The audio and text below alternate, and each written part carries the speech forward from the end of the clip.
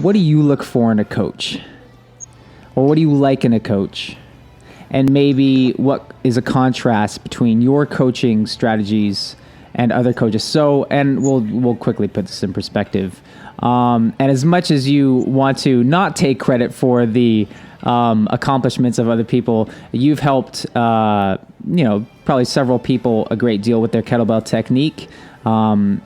Catherine has said so as well. But most recently, Todd's made some great strides with his kettlebell game, Todd Schweb. And you, I think, are a large part responsible for that. So what was your approach coaching Todd? And was there any contrast with maybe how some of your coaches have coached you? Okay, well, I'll say mentoring. I've always, for me personally, I'm not probably as organized as I should be to really step into that full-on coaching role. But I like movement, I like positioning, and that's what I've really liked about with kettlebells. And I think those were the things that I helped. I was able to kind of pass a lot along to Catherine, and to an extent, with Todd as well. Of course, Todd and I have very different body types, but still, it's passing on those kind of tenets that are part of kettlebell lifting and rack positioning and the bump and all of these little things.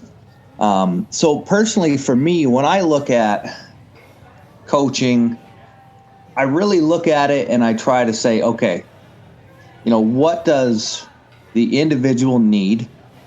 Which, of course, I mean, this is all very, I'm not trying to say like I'm breaking ground, but like I'm looking at what the individual needs. Maybe that's the difference between working with a few people kind of in a somewhat formal way or maybe a little bit informal way versus having a roster of 10 or 15 athletes that you're working with, right? But for me, it's about what the individual needs. It's about, just figuring out the ways that we can make that athlete better. And that may mean programming, that may mean a greater focus or a greater attention to detail in terms of, practicing positioning of, in the different portions of the lifts, whatever the lifts we're talking about, or whatever the sport is, right? I find sometimes with coaching, I've had I see a lot of programming coaches where they're great with Excel and, every week you've got your workout, but not necessarily do you get feedback, not necessarily. Yeah. Are you getting anything that's really saying, okay, this, or, okay, I see that you did this set. I asked for 5 minutes at 10 RPM. You did 6 minutes at 7 RPM. It's like, okay, well, what's going on here? We need to figure something out because that's not what I asked for, but you did something else. So let's see what we need to do, and make those changes instead of it all just being very, 5 minutes this week, 6 minutes next week, 7 minutes, right? And really looking at what that specific individual needs. Mm-hmm. Yeah. That's kind of my thing. Like, it's a case-by-case basis. And I mean, yeah. Do you think that's more for efficiency's sake, time management, or is that more just keeping it simple and addressing those specific needs that need to be dealt with at the time? Yeah, I think it's kind of like, are you talking in my way? When you're mentoring. Yeah. So like for me, yeah, it's really about, it's about putting time where time will be best served. It's not about doing, 5-10 minute snatch sets. It's about doing, that 1 or 2 really good sets, or it's not necessarily about doing, 250 reps of 1 minute on, 1 minute off jerks. It's about doing such and such a 1 minute on, 1 minute off with the quality and the technique that I'm looking for at the speed that I'm looking for. It's, so it's kind of a combination of individual basis. Of course, everybody is, some people need more fitness. Some people need maybe a little bit more power. Some people need more rack positioning. Some people need, so it all depends on that individual and what you're trying to build for them. So, when you have someone who you're training or coaching or whatever, so let's say you have a client. I have many clients who train twice a week. They might do stuff on their own, but it might be more like just boot camps or the odd cardio or outside activity. Yes. So what I'm interested in is seeing progression through the things that we're focusing on in our sessions. And when you're only doing that, when you only have 2 days a week to work with them, you will kind of hit that plateau where there's only so much more progress you can make without actually getting in the necessary volume, right? So have you had that experience with some kettlebell lifters, or is it your opinion that what some kettlebell lifters, especially in North America, might lack is actually getting enough training sessions in the week, right? Their technique is good, all their other stuff is good, but what they probably lack is just not getting in enough sessions, or their sessions are too short, or yada, yada, yada. Yeah, I definitely think in North America especially, and, I would say with a lot of kind of the lifters who are kind of half in, half out, there can be a lot. There oftentimes is just a little bit too much focus on workout and not enough focus on, for lack of a better, training. And, like you sent me that article, Grey Cook, but there's a little bit too much focus on workout, not enough focus or too much focus on, like sweating, and not enough focus on really practicing and training things. And the practicing and training, I think, oftentimes gets left behind because it doesn't necessarily always feel like workout. A workout always feels like a workout, you know what I mean? Mm-hmm. But sometimes practice doesn't feel like a workout, and sometimes training doesn't necessarily. Training generally feels like a workout, but it's a totally different kind of a workout, you know what I mean? Yeah. You don't get to just shut your brain off and just, do your this, and you have your breathers here and there, because it's more structured. It's more about what are we doing on this day. Practice sometimes doesn't feel like that much of a workout because it's about that individual movement or that individual lift. It's not about making you tired because, when you're most fatigued is not the best way to learn things. No. It might be the best way to learn how to do things when fatigued, but not when you're just in those real building the foundation stage. So coming back to training sessions that I or you might do at home, where our training sessions are very much still geared to practicing our craft, we can still achieve a certain level of fatigue while still maintaining a high level of quality. But so there's this one way of organizing your training where you do like a heavy set for maybe, maybe 3 to maybe even 6 minutes. Or I often don't do sets even that long. I'm really a big fan of shorter sets. I do a lot of EMOMs, and I do a lot of just generic interval training.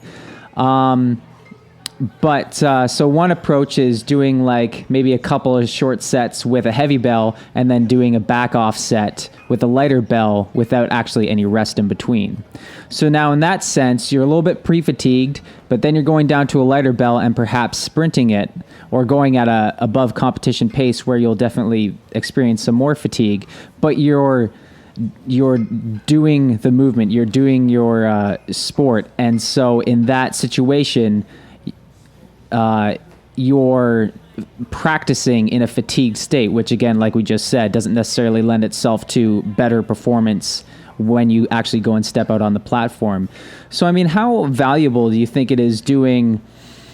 And I'll just give you an example. Okay, I might go into the gym and do 2 3-minute sets with the 24s with maybe a couple minutes rest in between. But after the second set, 3-minute set of 24s, I'll go right into a set of with the 20s, and maybe just go for 4 minutes, we'll say, or another 3 minutes, but without any actual rest in between.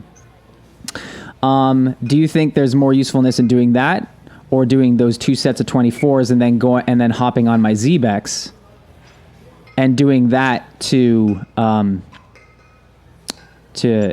elicit that fatigue, or to kind of lengthen out, get a longer tail of fatigue on the end of that workout?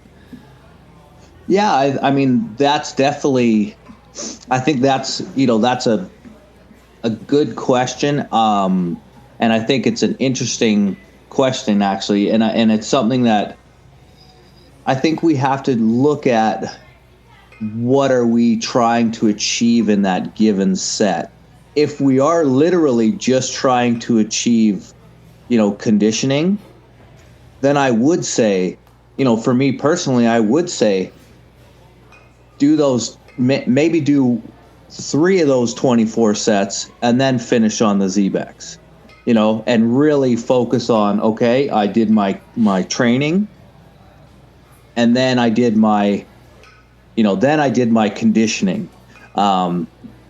That doesn't mean to say that I don't think that you can't get conditioning from doing sport. I just think we have to be really careful that, we're not throwing out, we're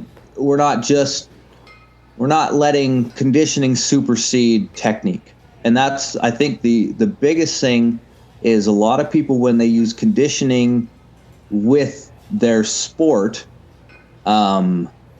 especially in a sport like ours that is very very repetitive. It's about doing the same thing over and over and over and over, like literally the same thing with as little variance as possible, for as long as possible. And so what can oftentimes happen, and I mean, I do it, everybody does it, if we're not super careful, if we're not monitoring, our technique changes when we're sprinting. Our technique changes when we're doing, if I'm trying to do 1 minute on, 1 minute off, let's say, with the 24s, and if I do it at 20 reps a minute, say, and on the 20th rep, yes, I'm desiring a break, but everything is looking good. The rack is strong. I'm still got a lot of pop. My second dip isn't, gone. Versus if I do it at 25 reps a minute where, the last 25 seconds are really me literally just sprinting out reps. And then I go, okay, how is this going to translate? So I think that's where we just have to be careful. And I don't think there's anything necessarily wrong with that. And like you said, dropping that bell weight, maybe instead of dropping to the 20, drop into the 16. Because then you really can push your tempo and still maintain that quality. That is actually, generally a rule of thumb. I think dropping down to 50 to 60% is usually a bit better. I just said 20s because I wanted to be a man, Well, yeah, sure. I think that's a really interesting topic, because back off sets with kettlebells are a really popular method, and I like them. But I found a lot of value out of hopping on the Z-Bex right after my sets and doing that. I think I attribute a lot of my success with my long cycle set with the 24s the past weekend in Vancouver with being able to set up correctly in the rack position before each jerk. I say this to my people all the time: set up, set up, set up, set up, set up. If your setup's not good Everything that comes after that is going to be crap. You have to set up correctly. That sets the stage. And the other day when I was doing my long cycle at a fast tempo, I found myself starting to get into a situation where I wasn't settling into my rack, and then my jerks started kind of flying around all over the place a little bit, and it just didn't feel smooth anymore. So yeah, I think it's, and we say this over and over again, prioritize technique, prioritize quality over quantity. And I think, there's something to be said for making sure your setup is right before you go into that next transitional phase. Absolutely. No, go ahead. No, I was just going to say my, you say set up. My big thing that I always kind of, when I was talking to a lot of different lifters, and that was set up, or I used to always just call it getting back to zero. You know what I mean? And zero for me was my version of perfection, right? And I don't mean perfection in terms of, but my version of the way that I should be doing that lift. So my rack position means, zero for me in the rack means elbows in, feet square, hips square, no bounce, the arms hit the body and the elbows sit in,